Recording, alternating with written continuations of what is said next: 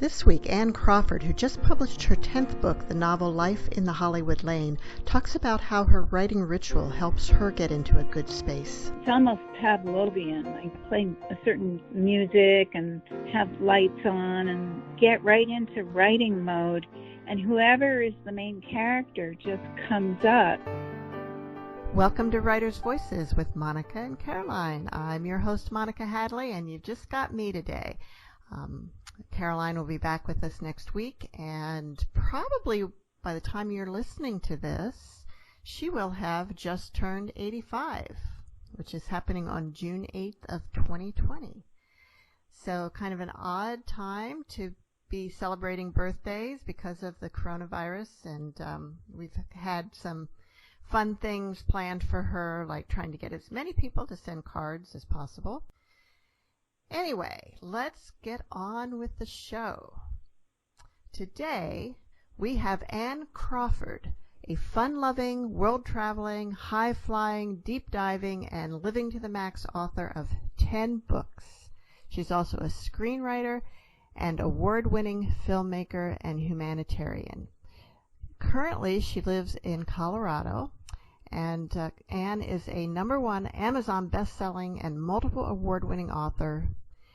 The novel that we're talking about today is Life in the Hollywood Lane. Welcome to Writer's Voices, Ann. Thank you so much. It's a pleasure to be here. So, how long have you been writing novels? Usually the question is, how long have I been writing? And my answer is, since I was 3, since I could hold a pencil. How long have I been writing novels? 35 years. I'd say I put the first word of a novel that actually became a book to paper 35 years ago. Wow. And when did that novel get published? It never did. I got an agent for it, a very top-notch, successful agent who loved the book, and she said, "Oh, I'm going to sell it this summer," and that never happened. But I just kept going. And my third, then I wrote another one, that nothing happened. My third one got published. That one's called Visioning. And do you feel like that was the right path, that the other two maybe weren't quite ready for publication, and by the third one you got it right, or was it just some other reason going on there? I'd say that was right, that they weren't really what I ended up writing. And the first book was really good, but it looking back, I'm glad it wasn't. I was in this for the marathon. I didn't know that. Well, I mean, I figured I would be a lifetime writer at the time, but I was so disappointed, but I'm really in this for the long haul. What made you want to be a writer? My mom was really, really sick when I was a child. She died when I was a teenager, but she did read to me, and much of the time she was just sick in bed and unable to do anything. But those times where she read to me were just magical for me. I remember just being really cozy with her, and I wanted to bring that magic, what those books brought to me. I wanted to bring that to other people. So it was always in my head that I'd be a writer, and it just took till my 20s to really get going with it. Well, that's not too long. That's not too late to get started. We've had guests who started writing novels in their 50s. So, and I think Laura Ingalls Wilder was in her 60s when she got going. I think you're right. Now, you have done other kinds of writing too. Could you tell us a little bit about your background in screenwriting, for example? Well, I've written a number of screenplays, and a few of my books have been turned into screenplays by me, and I have an agent for those, and that's even harder than getting published. So, well, true, because probably thousands of books get published every year, and how many movies get made? not You so know, I many. heard it's something crazy, like 70,000 books are being published every month now.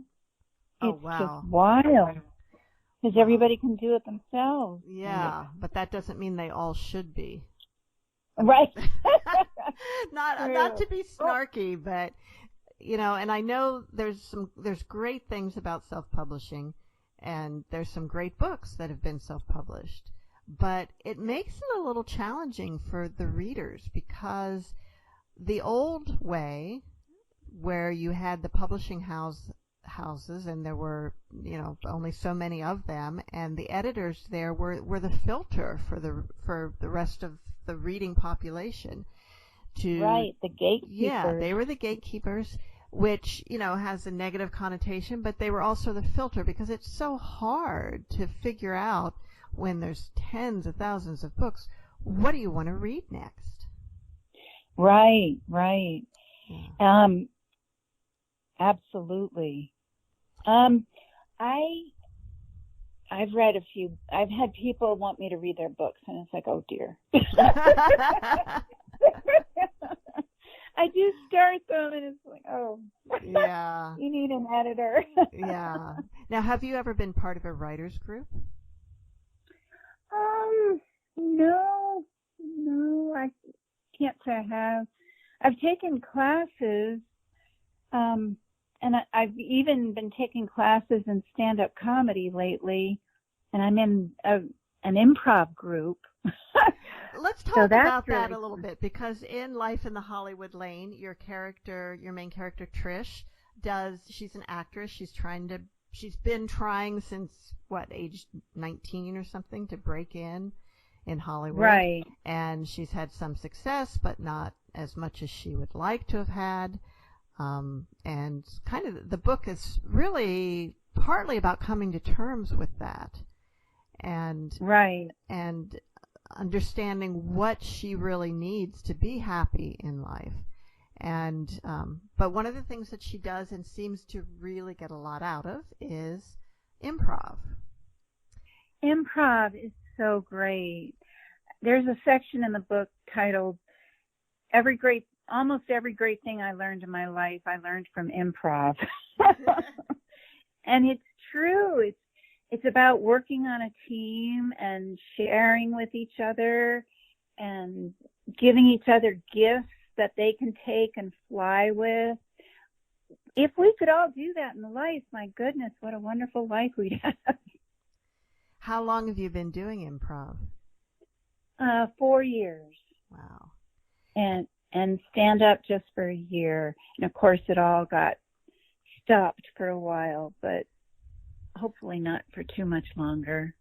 I was in an improv troupe, I don't know, 20 years ago, maybe more, and here in Fairfield, Iowa, and it was so much fun. Oh, that's really wonderful. Was, yeah, and I haven't done any other real live acting other than like in high school, but and I did some stand up too, so it's a lot of fun. But the stand up is to me very nerve wracking. Improv, I didn't really get nervous so much with improv. Right.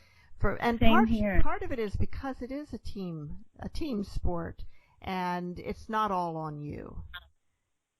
And it's all a big game, and you're just Yes. playing a game with each other. And if you blow it, there's another show.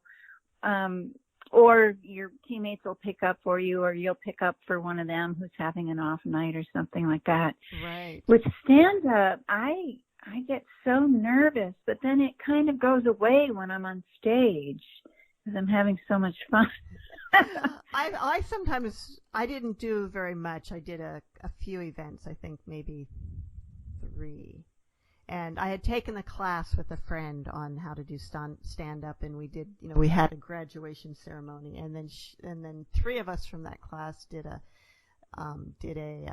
event together, and we had like standing room only crowd where we were. And wow! I know. I mean, it wasn't a huge room, but it was, and everybody was so supportive.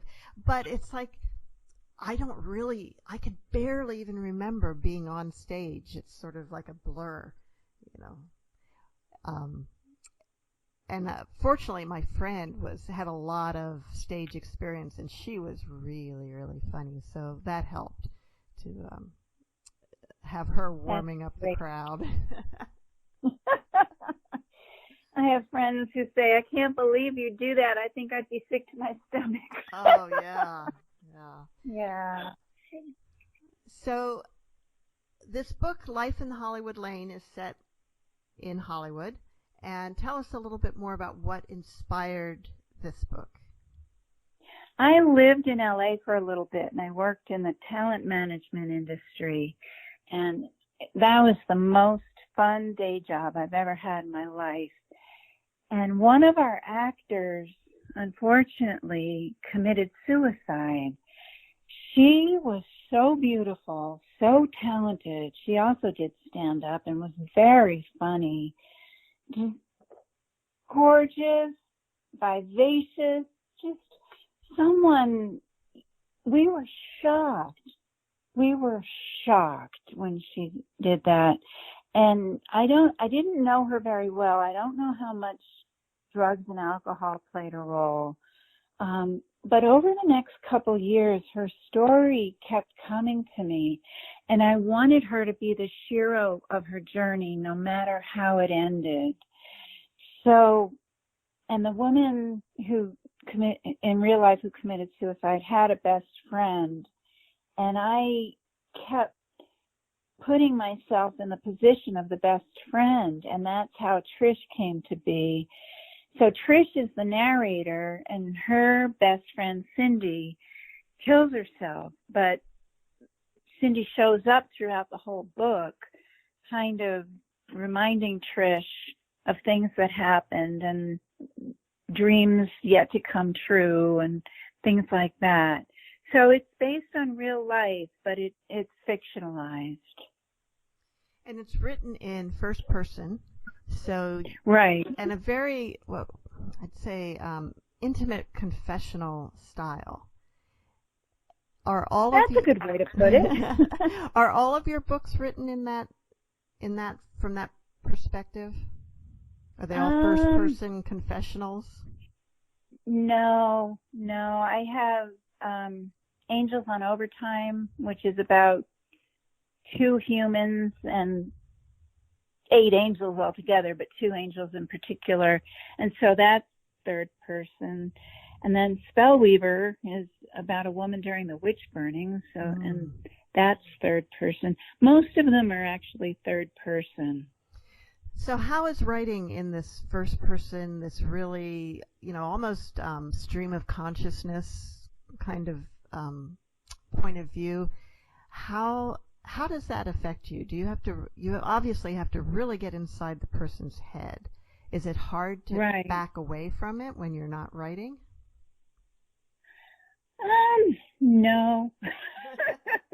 No, I have such a ritual around writing. When I sit down to do it, it's almost Pavlovian. I get right into, I play a certain music and have lights on and stuff like that. And I get right into writing mode.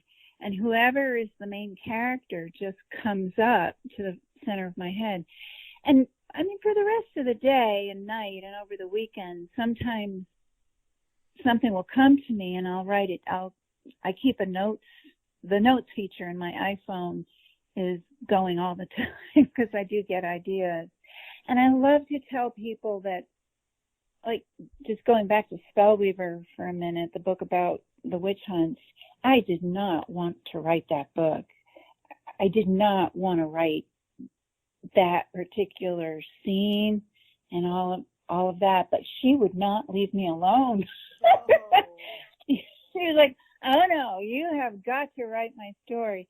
So I finally just wrote out the worst part of it, that particular scene, and I chunked the rest down where I said, okay, just work on it 10 minutes a day. And of course 10 minutes would stretch into an hour or something. But the characters do sit in the passenger seat, knock on the shower door, stand outside the kitchen window,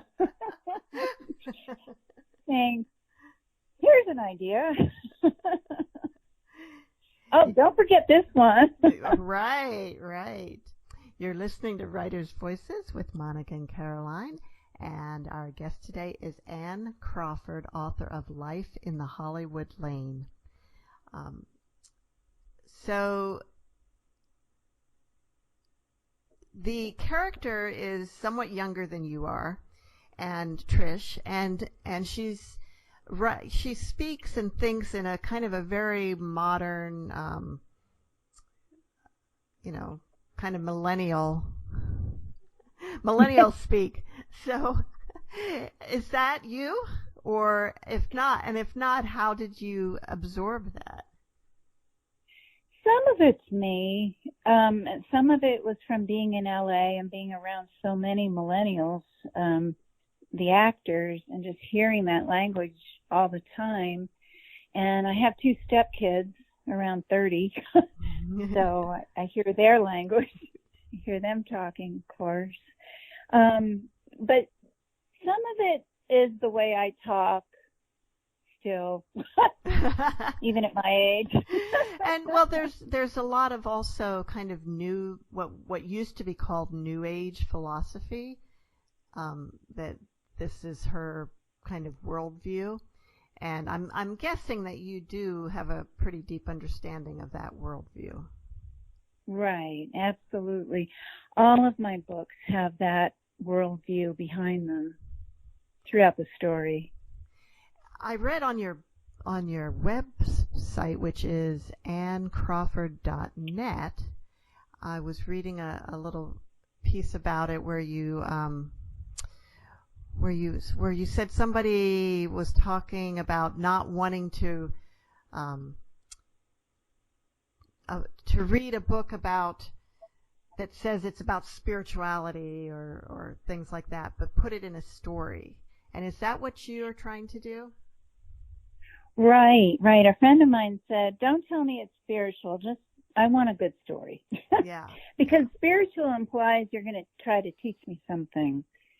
So I don't try to teach anybody anything. I just incorporate it into the story as best I can.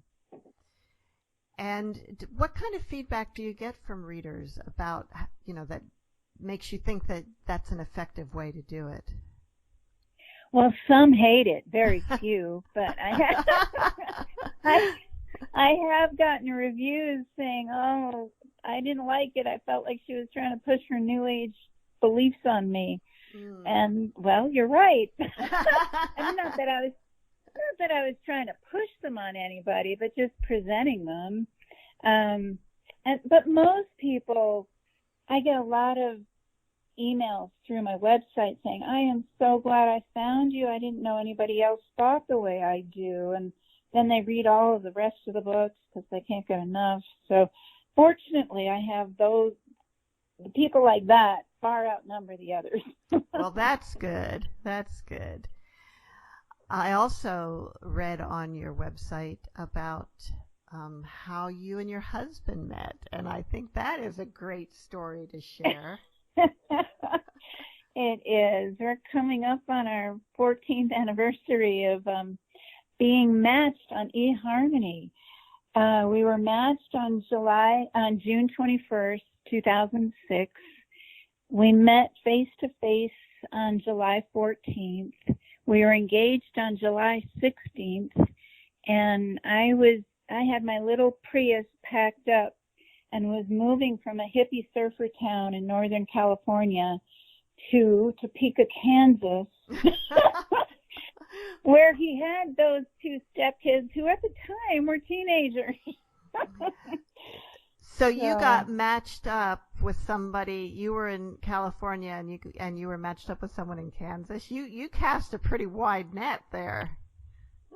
Well, I did say the world, and actually, this is a funny story. He was about to say 100 miles from his home, and something said, "Are you sure about that?"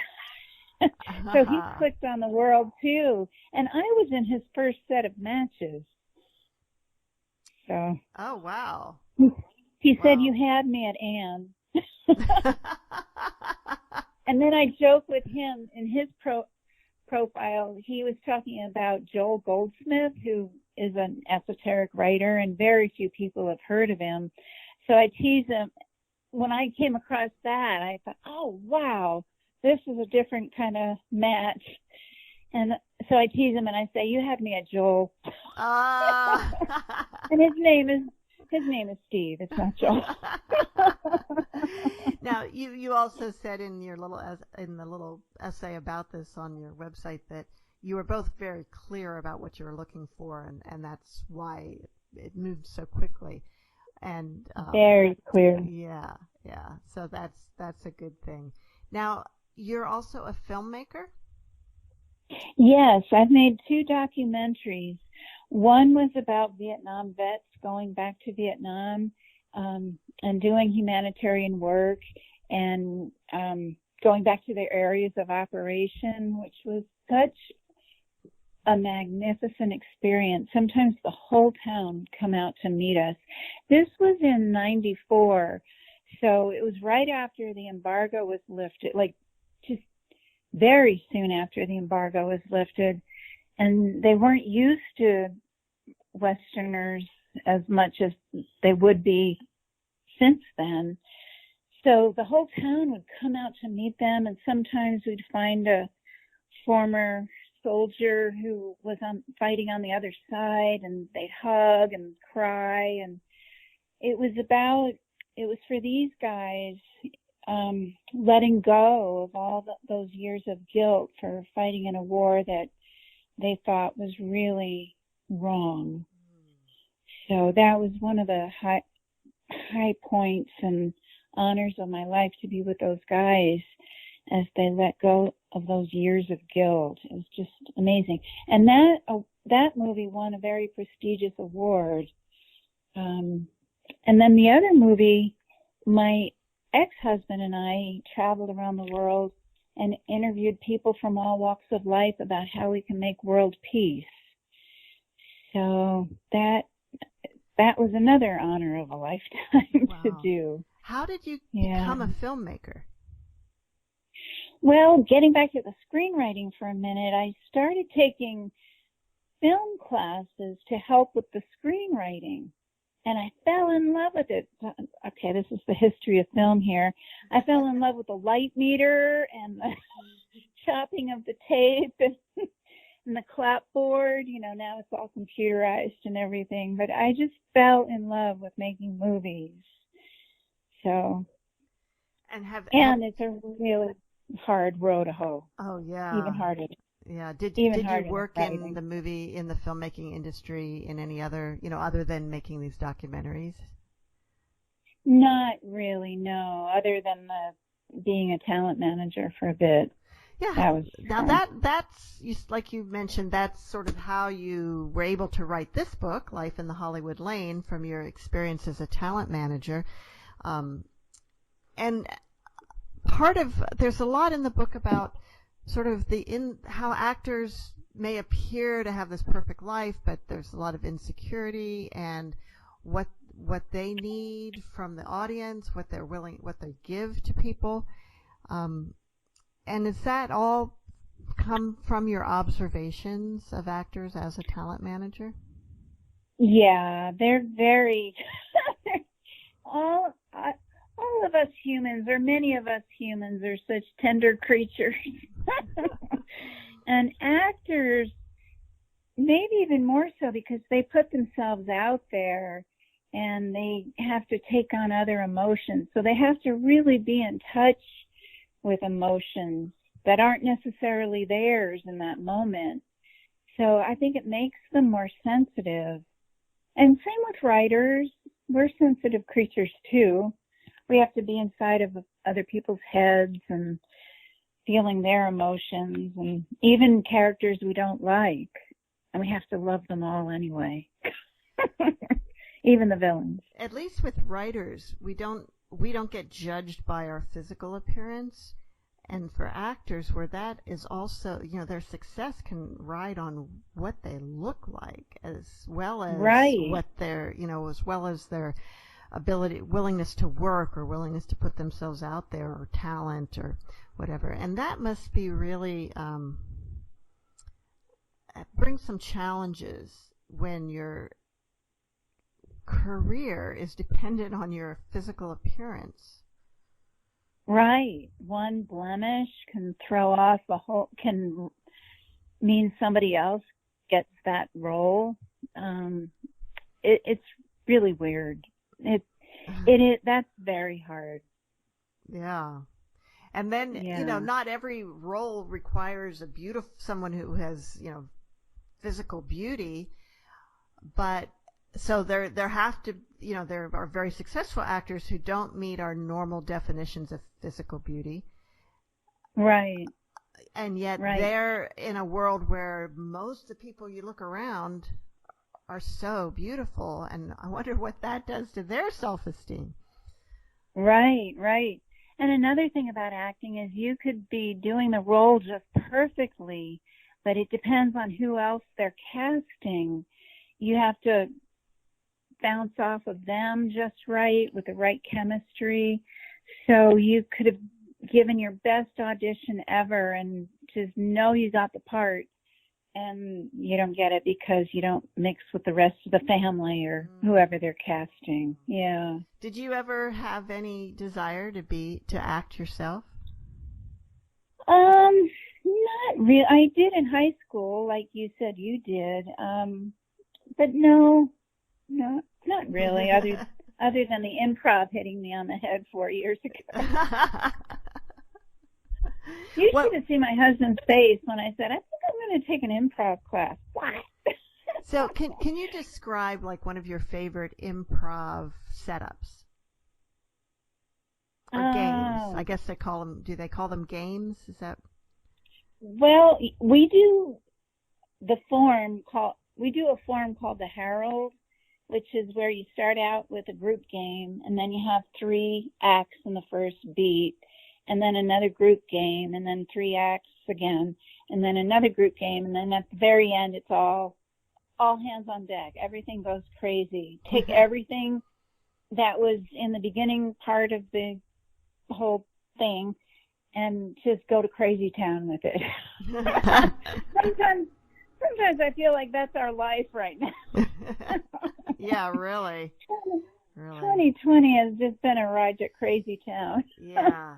I mean, I can remember there's some like where you ask the audience for 2 characters in a situation, and then you just go from that. Right. Or we usually just ask for one suggestion, and I guess my favorite part is the group games where we're all doing something called flocking, where we're all doing something similar, a similar movement, and from the audience it just looks like magic, and we get into a phase of magic up there with each other where we're in sync and it's fun and it's magic. You're listening to Writers' Voices, and our guest today is Ann Crawford, author of Life in the Hollywood Lane. Ann, would you like to read a little bit from the book for us? Sure, I'd be happy to. Okay, the section I'm going to read is Trish, who at this point has been in Hollywood for 21 years, and she's dated more than a few people. So she's talking about her love life here, and she says, well, before this she's talking about characters in movies, and so then she goes, even more crazy were the characters I dated. There was the roadie I dated whose tailpipe dragged on the road behind his dilapidated car, but he made his bed with perfect hospital corners. I'm all for hospital corners, but it just seemed totally incongruous. What makes us decide which idiosyncrasy to hang our hat on? Then there was Johnson, who didn't seem to have enough sense to turn his name into a genuine first name, let alone something that didn't imply Dick, which he was. Oh, I try to be kind and give people the benefit of the doubt, but after doing that time and again with him, I finally surmised that he reveled in his dickness, his dickosity. He was amazingly handsome, too. Too bad he was so aware of it. One time he actually said, I am so friggin' vain, as well I should be. Then there was the then there was the super rich guy, and the other one, and the other, and even that one with the Richard Branson hairdo, although he wasn't that old. They were all so into how it all looked, not how it all was. The emphasis was on that not so very serious swag, and part of how it all looked was to have a beautiful date. Cindy definitely had the same problem. Talk about mansplaining, though. They had advanced degrees in that. Ugh, they like to consider themselves masters of the universe, but they might have been the only ones who did. They could have been such great guys if they could have just calmed the frig down, if they hadn't been pretending so much. Then there was the Uber driver, and the other Uber driver, and the other Uber driver, and the other, although not necessarily in that order. Actually, they were intermingled with the rich guys. Then there was the guy I had to get a restraining order for, and the other. Fortunately, the order worked with both of them. Plus, there was the Burning Man guy, and the dreadlocks guy, and the man bun guy. He was some Silver Lake hipster back when that was the thing. He was a little younger, which was especially nice after all those older rich guys. But I'm not into long beards and man buns. There was Mr. It Is What It Is guy. I mean, it is what it is, all right, but I didn't have to be reminded every 5 minutes. It might sound like a lot, and I did date a fair bit, but I really only averaged one relationship a year for a few months over the 20-odd years I've been in L.A. They never lasted very long. Now I know why, but I didn't at the time. Oh, people, what a wild bunch we are, quiet and scared of our shadows, outrageously flamboyant to hide that we're scared of our shadows, worried, obsessive, OCD, tightly wound. That was me. Drippy and oozy and gorgeous and melodramatic, crossed with easygoing yet suicidal. That was sin. I quickly put on my sunglasses to cover my tears. Sin, sin, sin. That's the end of that chapter. And that was Ann Crawford reading from Life in the Hollywood Lane. Now, I understand. You have to say her name is Cindy, but she called her Sin. Right. That's yeah. Sin. So Sin was C-Y-N. Right. Now, I understand that you like to challenge genre standards in your writing. Ow, it just comes naturally. So what are some of the genres that you sort of mix up? Well, if I had my own genre, it would be called Deep and Funny. Because all of my books have a depth to them, but they're also funny. I mean, even the witch hunt one, not so much, but there were still moments of laughter in there. And I have one about Mary Magdalene, and she even was pretty funny at times. But all the other ones are very funny and very deep. So I throw together visionary fiction, inspirational fiction, romantic comedy, sci-fi, paranormal for the angels. And one book is called Fresh Off the Starship, and that's about an alien who was supposed to go to Washington, D.C., where she could help on a grand geopolitical scale, but she ended up in Kansas. Speaking of Kansas.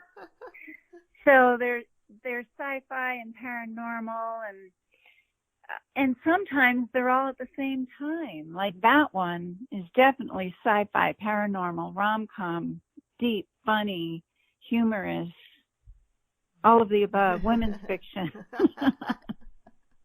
It does seem like there's maybe an element of romance in most of them. Yeah, there's always a love interest. It's not quite a romance.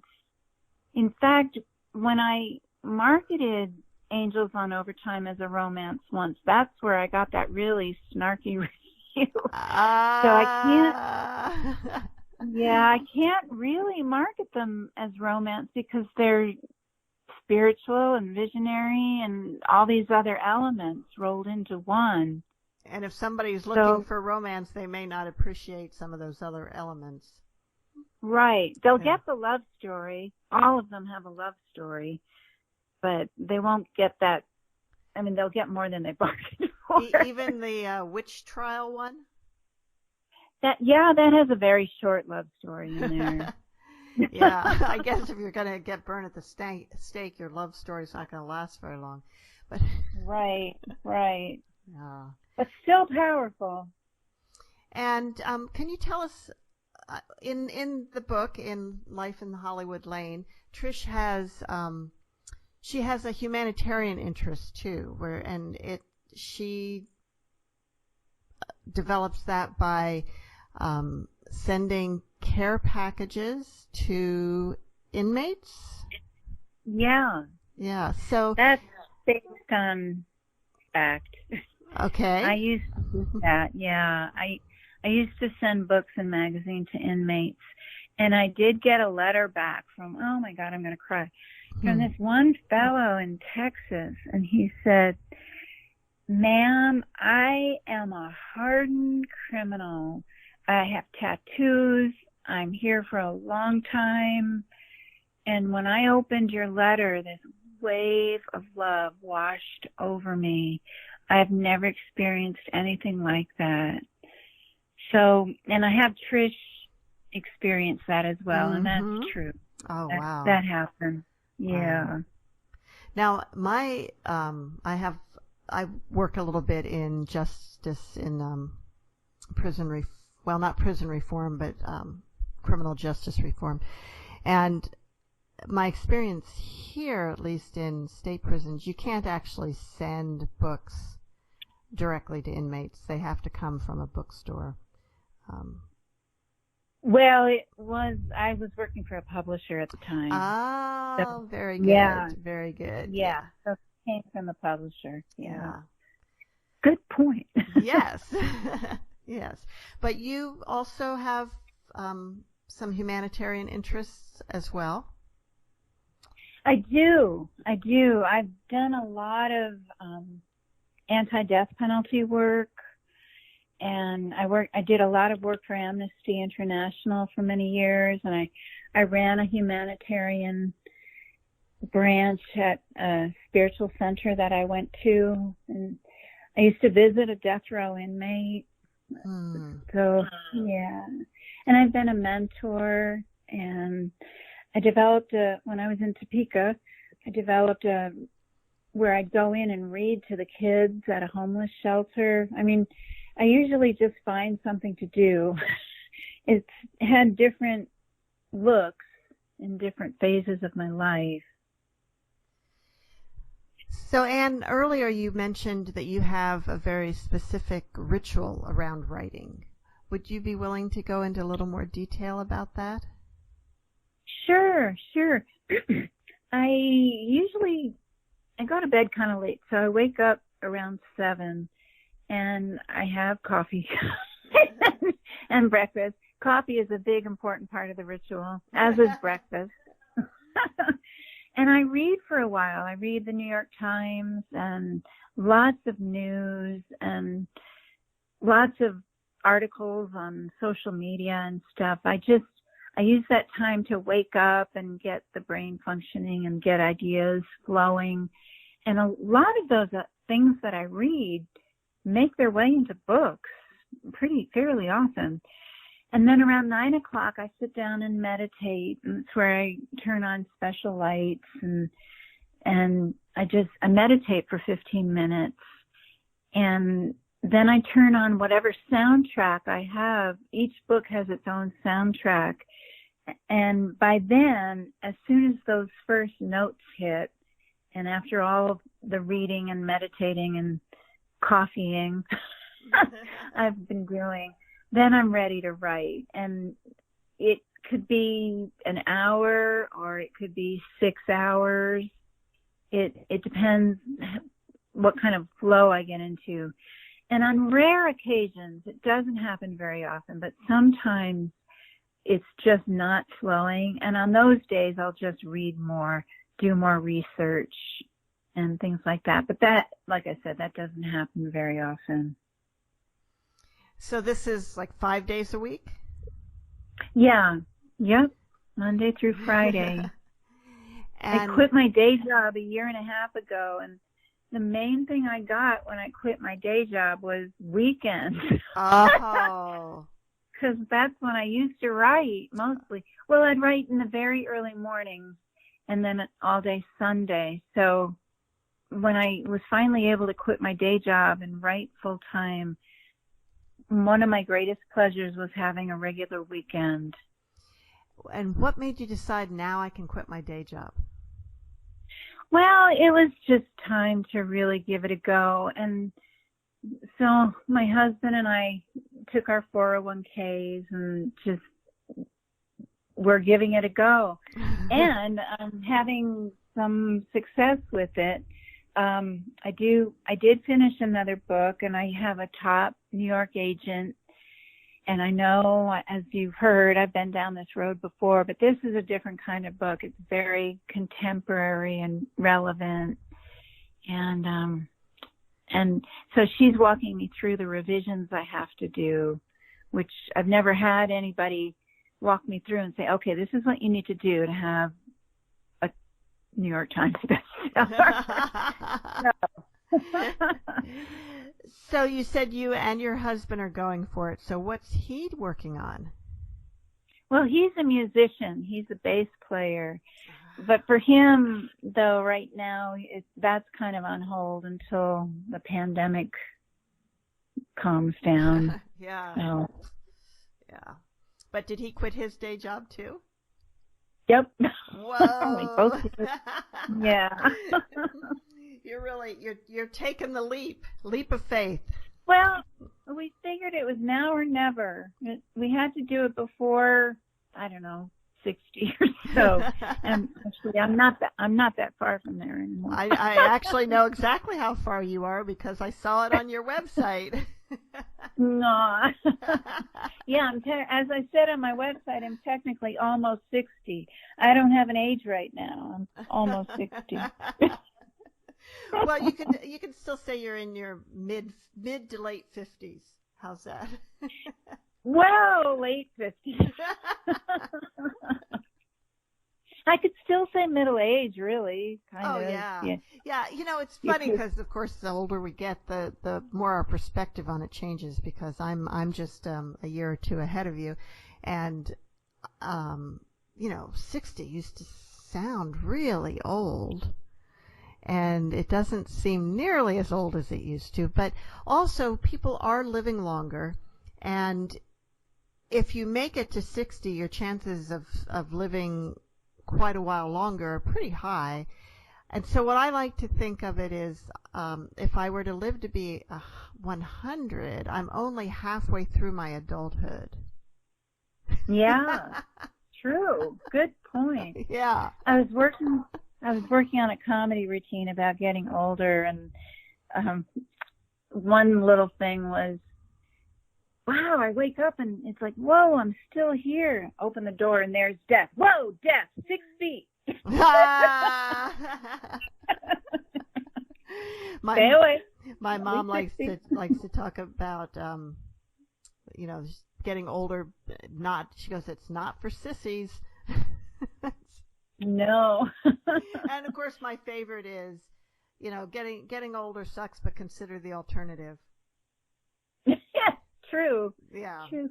Although, like I said in my latest essay on my website, the alternative would just be another adventure. We just don't know where it is or what it is, but I mean, I figure our adventures don't stop no matter where we are.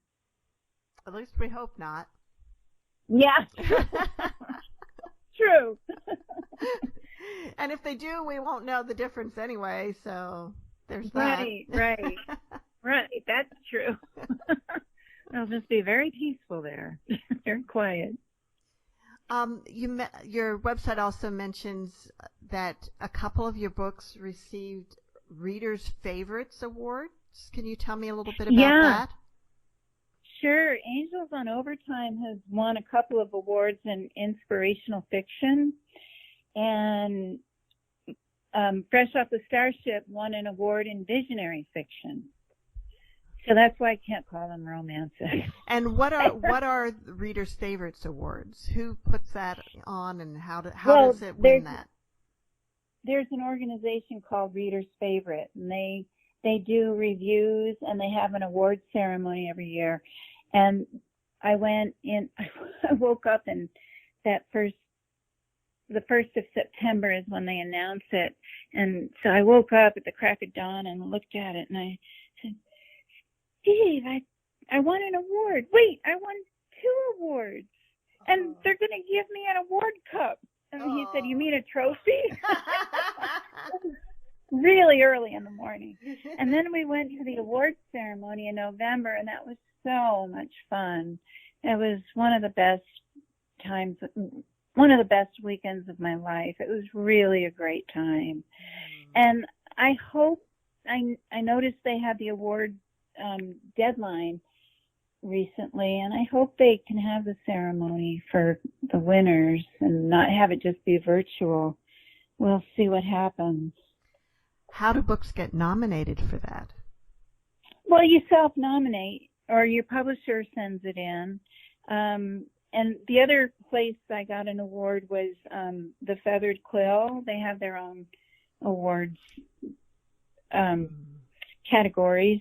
And then another one was the Wishing Shelf. There are tons of awards places. But as you were talking about earlier, that's one thing that is another gatekeeper for better fiction or not so good fiction, with all these people doing all the self-publishing these days. If it's won an award, that's a pretty good sign that it's worth reading. That is true. That is true. So let's talk about your road to publishing. How did you get your first book published, and how was it published, and have you tried different methods of publishing, or, just talk about that? Yeah, the first book, my first book that was published, it was back in 2001, and it had a publisher, and by 2008, they didn't really, an author still has to do all the marketing, whether you do it with a publisher or self-publish. So by 2008, I just arranged to take it back, and I republished it with my book about Mary Magdalene. And then self-published. That's when Amazon was just getting going. I remember on the day, on launch day, my book did better than Dan Brown's. And I just remember being very touched. But there were so fewer books back then. So, and then in 2013, I self-published Angels. And then over the last few years, I've self-published 3 books. And then, like I said, I have a top New York agent helping me with my latest book to get that to one of the top 5 houses. Now, what method do you use for self-publishing? Just Amazon. I do have a distributor that I started working with a couple of years ago. So that's different than what most people have. Most people just put it up and hope for the best. I did get a distributor, and so they help get it into bookstores and get them into bookstores and onto other things that I wasn't involved with, like Kobo. And I was in Barnes and Noble, but there were a few more places that I hadn't gotten into, like iTunes and things like that. I do audiobooks too. I love reading my books out loud. Oh, cool. How do you produce the audiobook? Well, speaking of award-winning, I have an award-winning audio producer here in town. He was nominated for a Grammy, and an interesting thing about him is he's blind. So he is so into the audio aspect of life, and he's extremely talented, and I just love working with him. I love reading my books out loud because I can hear it the way it originally came to me and try to speak it that way. Usually I succeed, almost always. So back to the self-publishing. Now, were you doing print on demand, or were you doing print runs that had to be stored somewhere? And okay. And both. I did, yeah. So, like, in what situation would you use one or the other? Well, I did the print. I mean, I always do print on demand through Amazon and Barnes & Noble and everything. And I did a print run for Mary Envisioning back in '08. But these days I go with Ingram. So if a bookstore wants to buy books to sell, they would get it from Ingram. So that's what I would recommend. Okay. Yeah. And so do you have to commit to a certain volume with Ingram? No. Okay. No, which makes it very convenient. Yeah. Yeah. So in a way, they're printing on demand for you. Right. Yeah. Right. I mean, I remember back in the day when self-publishing was called Vanity Press, and yeah. I remember those days. Yes, and authors had to do a print run of 5,000 books, or maybe the minimum would be 2,000 or something like that, and so you'd have boxes and boxes in your garage and distribute them. Yeah, they take over the garage. Yep. So it's nice that you don't have to do that anymore, but there's still one of the issues with any kind of print on demand, of course, is that the cost of printing per copy is going to be much, much higher than if it's printed on an offset print press or even a digital press where you're running a large number of copies at one time. Your actual print cost is going to be much lower. So with the print on demand, there's not as much of a margin. Right. But on the other hand, the author is usually taking all of it rather than getting a small portion of it, with the publisher getting most of it. So I'm not quite sure. But then you have so many more books out there. So I'm not quite sure how the whole self-publishing revolution has impacted authors financially, whether it's been a boon or the opposite. For some authors who really get a viral hit or something like that, it's been wonderful for them. I think for most authors, it hasn't been so wonderful, and maybe they kind of give up and don't continue. So, but I did hear recently that self-publishing is still only 20% of the whole publishing revenues. So the big publishers are still 80% of the market. They're not 80% of the books, but they're 80% of the market. Right, Yeah, right. Yeah. Of the proceeds. Of the proceeds, yeah. That makes sense. Yeah. So how do you, when you're self-publishing, how do you market your books? How do you bring attention to them? The biggest help is places like written word media, where you drop your price and you advertise with them, and they send it out with their daily email. A big one is BookBub. If you can get on BookBub, that's really wonderful. They send out, I don't know, 1 million emails or something like that. So I do recommend those, and a lot of them are not very expensive. It's like maybe $60 to promote a book, and just to help them give that bump. And then social media is another way, and word of mouth. They say word of mouth is still, even in this digital age, it's still number one. Of course, that word of mouth can be digital, but right. But True. more than tweeting your own stuff or putting your own book cover up on Instagram or something, having other people talk about it is still the number one thing. Do you do book readings? Do you do your own book tours? I have done book readings. I've done a few lately on Instagram live because we can't get out there, and that's been fun. That has been really fun. So, and my comedy friends are doing some comedy out there. Oh, very cool. There's a lot. Yeah, there's a lot going on Instagram Live and Facebook Live. True, and Zoom meetings, Zoom webinars, and Zoom meetups, and yeah, there's been so many, people are learning all these new technologies, and I think when life goes a little bit more back to normal, we will still be utilizing them in new and exciting ways. But there is still something about going into a bookstore and sitting in an audience and listening to the author right in the bookstore.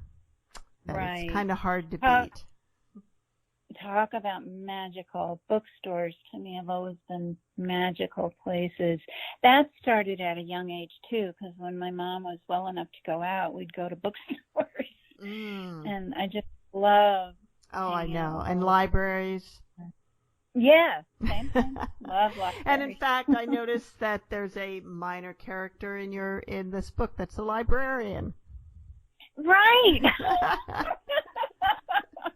True. My mom was a librarian. Oh, yeah. Yeah. Way back when. That's great. What is the best way for people to buy your books? Amazon. Well, you can go to my website, and like you said, Ann at anncrawford.net. And there's no E on Ann. That's a funny story, but I was such a tiny baby, and they wanted a tiny name for me. And now that I'm 6 feet tall, I kind of have this tiny name. It should be Mary Elizabeth now, or something. Oh, wow. Something like that. But at anncrawford.net, and there's a link to my books there, straight to Amazon and Audible and all the other places. So great. That would be the best place. Yeah. Well, Ann, we're out of time. I want to thank you for being with us today. Well, thank you so much. It's been a joy to be with you. And I wish you the best of luck with your New York agent and breaking into the big time. Thank you. I'm ready, big time. All right. And thank you so much. You're very welcome, and see you all next week on Writers' Voices.